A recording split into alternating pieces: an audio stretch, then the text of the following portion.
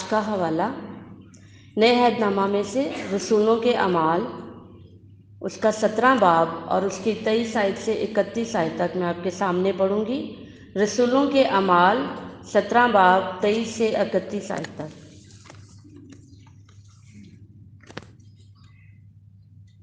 چنانچہ میں نے سیر کرتے اور تمہارے معبودوں پر غور کرتے وقت ایک ایسی قربان گاہ بھی پائی جس پر لکھا تھا کہ نامعلوم خدا کے لیے۔ پس جس کو تم بغیر معلوم کیے پوچھتے ہو، میں تم کو اسی کی خبر دیتا ہوں۔ جس خدا نے دنیا اور اس کی سب چیزوں کو پیدا کیا، وہ آسمان اور زمین کا مالک ہو کر ہاتھ کے بنائے ہوئے مندروں میں نہیں رہتا، نہ کسی چیز کا محتاج ہو کر آدمیوں کے ہاتھوں سے خدمت لیتا ہے، کیونکہ وہ تو خود سب کو زندگی اور سانس اور سب کچھ دیتا ہے۔ اور اس نے ایک ہی اصل سے آدمیوں کی ہر ایک قوم تمام روئے زمین پر رہنے کے لیے پیدا کی اور ان کی میعادیں اور سکونت کی حدیں مقرر کی، تاکہ خدا کو ڈھونڈیں، شاید کہ ٹٹول کر اسے پائے۔ ہر چند وہ ہمیں سے کسی سے دور نہیں، کیونکہ اسی میں ہم جیتے اور چلتے پھرتے اور موجود ہیں۔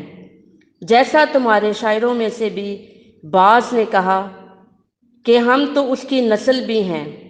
پس خدا کی نسل ہو کر ہم کو یہ خیال کرنا مناسب نہیں کہ ذات الہی اس سونے یا روپے یا پتھر کی مانند ہے جو آدمی کے ہنر اور ایجاد سے گھڑے گئے ہوں۔ پس خدا جہالت کے وقتوں سے چشم پوشی کر کے اب سب آدمیوں کو ہر جگہ حکم دیتا ہے کہ توبہ کریں، کیونکہ اس نے ایک دن ٹھہرایا ہے جس میں وہ راستی سے دنیا کی عدالت اس آدمی کی معرفت کرے گا جس نے اس نے مقرر کیا ہے، اور اسے مردوں میں سے جلا کر یہ بات سب پر ثابت کر دی ہے۔ پاک کلام کے پڑھے اور سنے جانے پر خداوند کی برکت ہو۔ آج کی تیاری ہے، خدا کے سامنے اپنے آپ کو حاضر کریں اور اس کی محبت اور چین حاصل کرنے کے لیے تیار ہوں۔ آج کا مضمون ہے درست زاویے۔ جیسے کہ کل بھی ہم نے مسیح کی خوشخبری کے بارے میں سنا تھا کہ ہمیں خوشخبری کو دوسروں تک لے کر جانا ہے، اور آج بھی ہم دیکھیں گے کہ کس طرح پالوس رسول جو ہے وہ جرأت دلیری سے اس نامعلوم خدا کے بارے بتا رہا ہے۔ وہ بتاتا ہے کہ جس خدا کی منادی میں تمہارے سامنے کرتا ہوں، یہ وہی ہے جس کی تم پہلے ہی پرستش کرتے ہو، مگر تم اسے جانتے نہیں، انجانے ہی اس کی عبادت کرتے ہو۔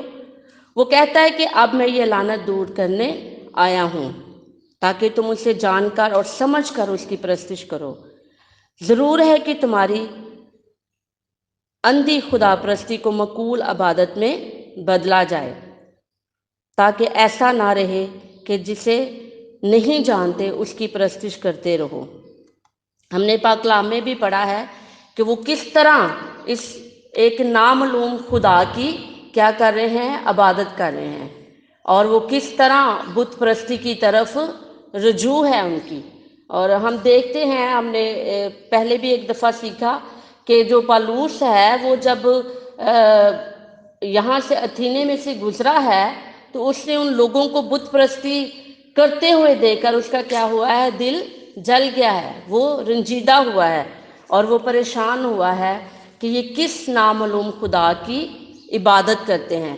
اور اب وہ ان کو اعتماد میں لے کر بتا رہا ہے، ان کو بتانا چاہ رہا ہے کہ جس خدا کی تم عبادت کرتے ہو اور جس کو تم نہیں جانتے، وہ جانتے نہیں ہیں لیکن کیا کر رہے ہیں، انہوں نے بت بنائے ہیں اور ان کی کیا کر رہے ہیں، عبادت کر رہے ہیں، لیکن وہ خدا کے بارے میں نہیں جانتے۔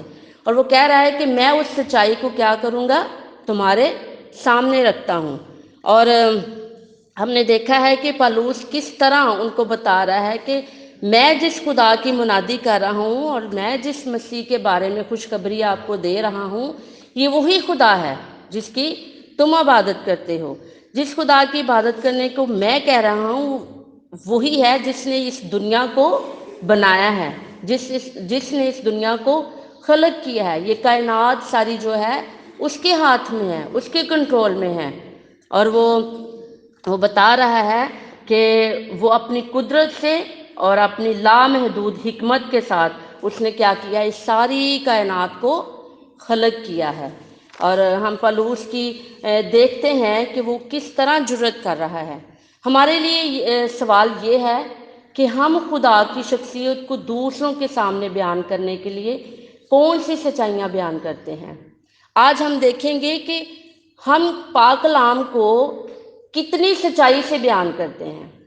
بہت دفعہ ہم بہت سی ایسی باتوں کو سچائی سے بیان نہیں کرتے۔ مثال کے طور پر بت پرستی ہے، صاف کلام منع کرتا ہے، صاف کلام بارہ بار کہہ رہا ہے کہ بت پرستی نہیں کرنی، لیکن ہم کیا کرتے ہیں، ہم بت پرستی کرتے ہیں بہت سے طریقوں کے ساتھ۔ پھر تقدیر پرستی ہے، ایک بہت مشہور ہے بات کہ ہم جس کو دیکھتے ہیں کہ یہ ہاتھ دیکھ لیتا ہے، ہم کیا کرتے ہیں، فوراً اس کے سامنے کیا کرتے ہیں، اپنے ہاتھ کو رکھتے ہیں، اور ہم اپنے ہاتھ کو دکھانے کے لیے کیا مطلب کیا ہے اس کا، کہ ہم اپنے مستقبل کو جاننا چاہتے ہیں کہ ہمارا ہاتھ جو ہے وہ ہمارا مستقبل کیا بتا رہا ہے، ہم کہاں تک کامیابی حاصل کریں گے، ہم کیا کر سکیں گے۔ اور یہ ساری جو چیزیں ہیں یہ کلام میں منع ہیں، لیکن ہم کیا کر رہے ہیں، ہم اس کو اپنے اندر لیے ہوئے پھر رہے ہیں۔ ہم بہت دفعہ ہم نہیں کر رہے ہوتے لیکن ہم دیکھ رہے ہوتے ہیں۔ آج جو ہے ہمیں یہ اپنے اندر رکھنا ہے کہ ہم نے کلام کی سچائی کو دوسروں تک پہنچانا ہے، اور کلام کی سچائی کس طرح بیان ہو سکتی ہے، جرأت کے ساتھ، دلیری کے ساتھ۔ اور یہ دلیری ہمیں کس طرح مل سکتی ہے، جس طرح پالوس نے دلیری کی ہے، اور یہ دلیری ہم ایسے ہی نہیں کر سکتے، دلیری ہمیں پاک روح کے وسیلہ سے ملے گی۔ اور ہم اپنے رشتوں کو بچانے کے لیے ہم بہت دفعہ سوچتے ہیں کہ ہمیں ڈر ہوتا ہے کہ کہیں میں اس کو منع کروں گا تو کہیں میرے الٹا نہ پڑ جائے، مطلب ہم گناہ میں جو زندگی گزر رہی ہے ہم اس کو منع نہیں کرتے کیونکہ شاید میرا رشتہ نہ ٹوٹ جائے، یا میرے اوپر الٹا نہ پڑ جائے، یا ہم ڈر میں رہتے ہیں کہ کہیں میرے لیے مشکل پیش نہ آئے۔ لیکن ہمیں یہ نہیں سوچنا کہ مجھے میرے سے یہ رشتہ ختم کر دے گا یا میرے سے یہ ناراض ہو جائے گا، بلکہ ہمیں کیا کرنا ہے، جرأت کرنی ہے، پالوس کی طرح جرأت کر کے اس دنیا میں ان کو گناہ سے نکالنا ہے۔ کلام کہتا ہے کہ جو بھلائی کرنا جانتا ہے اور نہیں کرتا وہ گناہ کرتا ہے۔ ہم بہت دفعہ بھلائی کرنا جانتے ہیں، ہم سوچ بھی رہے ہوتے ہیں کہ یار یہ جو کچھ بھی کر رہا ہے میرا فرینڈ یا میری بہن یا میرا بھائی یا رشتہ دار، یہ کر تو غلط رہا ہے، لیکن کیا ہے، ہم جرأت نہیں کرتے، ہم ان کو کہہ نہیں سکتے۔ لیکن کلام کہتا ہے جو بھلائی کرنا جانتا اور نہیں کرتا وہ کیا کرتا ہے، گناہ کرتا ہے۔ بہت دفعہ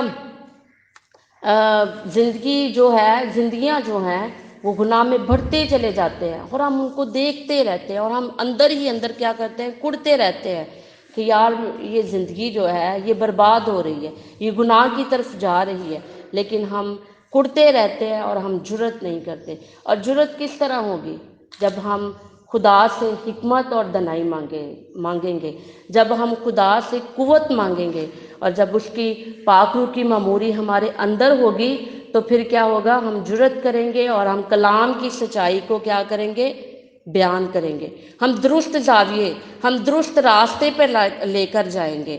آج ہمارے لیے چیلنج ہے کہ ہم نے کیا کرنا ہے، اگر ہم بھلائی کرنا جانتے ہیں تو کیا کرنا ہے، بھلائی کرنی ہے۔ بڑی آہستہ سے آواز میں کہا ہے، ہم نے کیا کرنا ہے، بھلائی کرنی ہے۔ اور بھلائی کس طرح ہوگی، ہمیں اپنے ڈر کو ختم کرنا ہے، جرأت کرنی ہے، اور جب جرأت کریں گے تو مسیح ہمارے ساتھ ہے، کوئی بھی ہمیں کچھ نہیں کر سکتا، زیادہ سے زیادہ ہماری جان چلی جائے گی لیکن ابدی زندگی تو ملے گی نا۔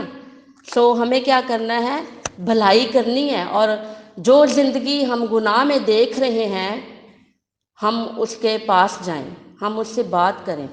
ہم بہت دفعہ زیادتیاں ہوتے ہوئے دیکھتے رہتے ہیں، اچھا یار یہ زیادتی ہو رہی ہے اس بندے سے، اور دوسروں کے ساتھ بیان بھی کرتے ہیں کہ اس کے ساتھ زیادتی ہوتی ہے، لیکن ہم جرت نہیں کرتے، ہم اس بندے تک پہنچتے نہیں ہیں، ہم اس کے لیے تسلی کا باعث نہیں بنتے۔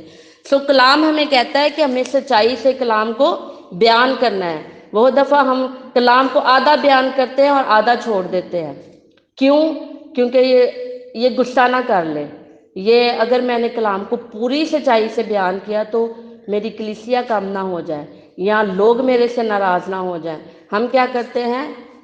بیچ میں سے کم کر دیتے ہیں، اچھا چلو اس سچائی کو رہنے دیتے ہیں اور اس کو بیان کر دیتے ہیں، چلو کوئی بات نہیں۔ لیکن ہمیں کیا کرنا ہے؟ ہمیں کلام کو سچائی سے بیان کرنا ہے، جس طرح پالوس نے کی، اور اس نے جرت کی اور اس نامعلوم خدا کے بارے میں اس نے کیا کیا ہے؟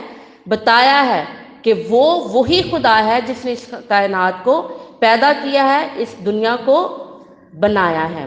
سو آج ہمارے لیے یہی ہے کہ ہمیں جرت کرنی ہے اور اپنے لیے دعا کرنی ہے۔ ہمارے لیے آج کی دعا ہے، اے باپ اس دنیا نے اپنے لیے بت تراش لیے ہیں اور وہ ان کی پرستش کر رہی ہے، ایسی دنیا میں تجھ واحد اور سچے خدا کو بیان کرنے کے لیے مجھے روح القدس کی حکمت اور قوت سے معمور کر، آمین۔